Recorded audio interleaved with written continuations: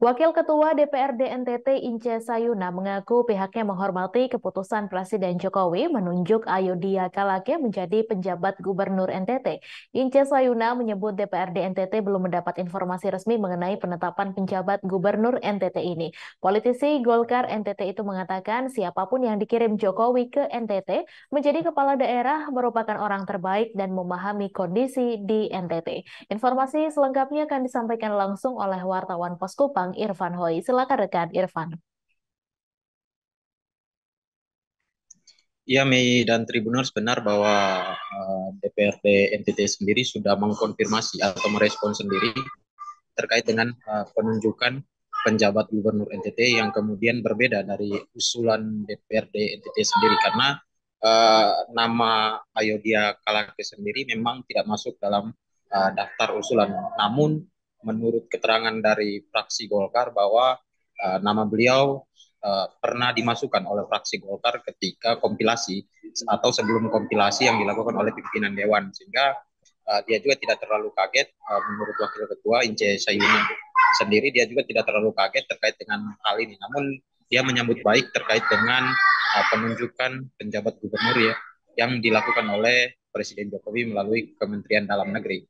Nah, dia berharap ada kerjasama terutama di tahun-tahun politik ini sehingga nantinya suasana kondusif bisa tercipta di Nusa Tenggara Timur menghadapi tahun-tahun politik. Di sisi lain, komunikasi dengan DPRD, apalagi saat ini NTT sendiri dalam kondisi tekanan fiskal yang cukup kuat sehingga Wakil Ketua dan juga Ketua Badan Anggaran di DPRD NTT sendiri ini kemudian meminta secara khusus kepada Ayodhya Kalake jika nanti dilantik benar dilantik pada tanggal 5 September nanti ada kerjasama yang baik dalam mengurai berbagai persoalan yang ada di Nusa Tenggara Timur sendiri. Nah, informasi tambahan bahwa Gubernur NTT sejauh ini sudah menerima memori serah terima jabatan atau sudah menandatangani memori serah terima yang dilakukan sejak Kamis kemarin.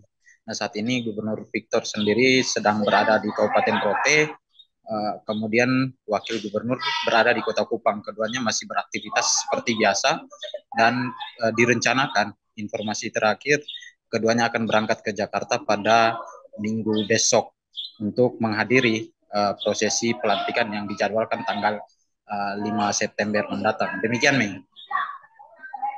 Baik, terima kasih rekan Irfan atas laporan Anda. Selamat bertugas kembali. Universitas Negeri Gorontalo mengambil langkah dengan menghilangkan kewajiban bagi mahasiswanya untuk menyusun karya tulis ilmiah atau skripsi sebagai tugas akhir kuliah. Keputusan ini disampaikan langsung oleh Rektor UNG Edward Wolok dalam sebuah konferensi pers yang berlangsung di Gedung Rektorat pada Jumat kemarin. Keputusan ini memungkinkan mahasiswa UNG untuk memiliki lebih banyak kebebasan dalam memilih tugas akhir yang paling sesuai dengan minat dan tujuan akademik mereka. Informasi selengkapnya akan disampaikan langsung oleh wartawan Tribun Gorontalo, Husnul Puhi. Silakan rekan Puhi. Baik, terima kasih rekan Mei. Dapat kami sampaikan bahwa Universitas Negeri Gorontalo telah mengambil langkah dengan menghilangkan kewajiban bagi mahasiswanya untuk menyusun karya tulis ilmiah ataupun skripsi sebagai tugas akhir kuliah. Keputusan ini disampaikan langsung oleh Rektor UNG Edward Wolok dalam sebuah konferensi pers yang berlangsung di Gedung Rektorat pada hari kemarin, Jumat 1 September 2023.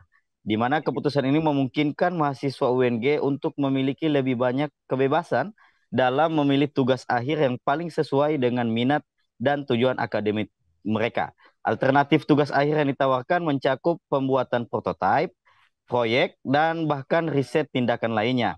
Skripsi bukan lagi menjadi satu-satunya syarat untuk lulus, tetapi tetap menjadi bagian dari tugas akhir yang harus ditempuh oleh mahasiswa akhir.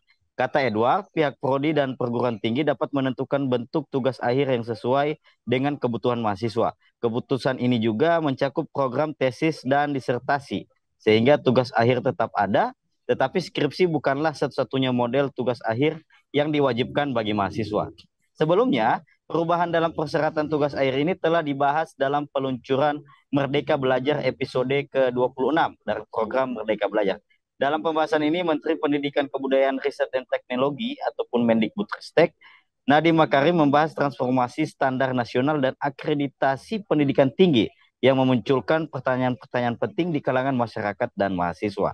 Keputusan UNG ini juga dapat dianggap sebagai langkah terkini dalam upaya mendukung kreativitas dan inovasi mahasiswa, serta memberikan mereka lebih banyak pilihan dalam mengejar pendidikan tinggi yang lebih bervariasi sesuai dengan minat dan aspirasi pribadi mereka. Demikian rekan Mei yang dapat kami sampaikan. Kembali ke studio. Baik, terima kasih rekan Husnul Puhi atas laporan Anda. Selamat bertugas kembali. Terima kasih sudah nonton. Jangan lupa like, subscribe, dan share ya.